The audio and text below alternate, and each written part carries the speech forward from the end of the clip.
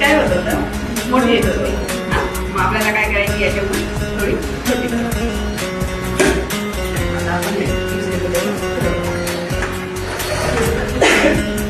आता हा 1 नंबर आहे, 2 नंबर आहे, हा 3 नंबर, हा 4 नंबर.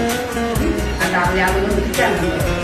जेव्हा आपण असं जोडतो ब्लाऊजचं असो ड्रेसचं असतो तेव्हा आपल्याला 4 नंबरवरती टीप मारायची, कारण की आपण ती सिंपल मारतो ना. हां, पण याच्यासाठी फिटिंगसाठी नाही मारतो. काय आले कसं काय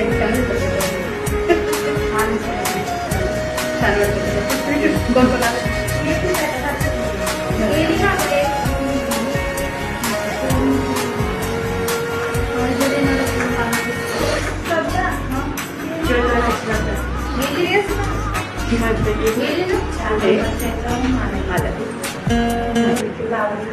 एक किंवा 2 नंबर.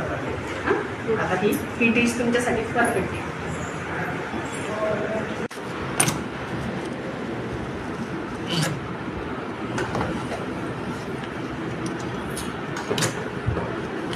चेक करावं लागेल सर.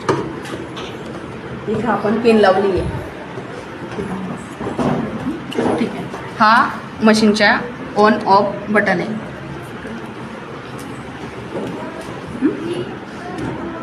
हा ऑफ आणि हा ऑन. ऑन केलं की मशीन आपलं चालू होतं, बंद केलं की मशीन बंद होतं. मग हे आता ऑन केलं आणि हे स्विच आपली मोटर चालू. आता कापड आणलं, हे चालू झालं ते आपलं हे मशीन चालू झालं. हां, कळलं?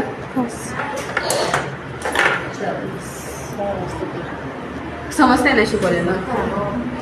कारण की काय वेगळं काय? हां, तुमच्या रेग्युलेटर आणि टीच रिव्हर्स गिअर. काय म्हणतात? टीच रिव्हर्स गिअर. टीच रिव्हर्स गिअर का म्हणतात? कारण की आपल्याला फिटिंगसाठी जेव्हा आपण ब्लाऊज पूर्ण शिवलं जातो खाली, फिटिंगसाठी शिलाई आपल्याला फिटिंगमध्ये द्यायची असते, तेव्हा आपल्याला टीच रिव्हर्स गिअर मागं पुढं फिरतं आणि ते कापडाला फिटिंग शिलाई बसते 2 वेळा. हां, मग मी आता तुम्हाला सांगितलं टीच रिव्हर्स गिअर कशासाठी करतो? फिटिंगसाठी 2 शिलाई टीप मारतो, ती फिटिंग टाकी ओके होतात. जेव्हा आपलं फायनली परफेक्टली माप टाकलं गेलं आणि ते परफेक्टली शिवलं गेलं, त्याच्यानंतर आपल्याला आता परफेक्ट परमनंट फिटिंग करायची, तेव्हा हे टाकून द्यायची. कळलं? आणखी उद्या घेऊ आपण. गळे वगैरे तयार करायचे असतात तेव्हा काय असतं, तिरकस वगैरे झालं तर मग आपलं फिनिशिंग चुकते आणि आणखी उसावं लागतं. किंवा मग ब्लाऊजला आपल्याला उलटून खाली पट्टी लावावी लागते, दाबपट्टी. ती पट्टीसाठी नंतर आपल्याला ती शिलाई नसून आपल्याला हात शिलाई करावी लागते. मग तेव्हा ती मोठीवाली 4 नंबरची टाकायची, म्हणजे ती पटकन होईल आणि आपलं काम पटकन होईल. तसं पुढे जसं जसं शिकवणार तसं तसं घेणार आहे.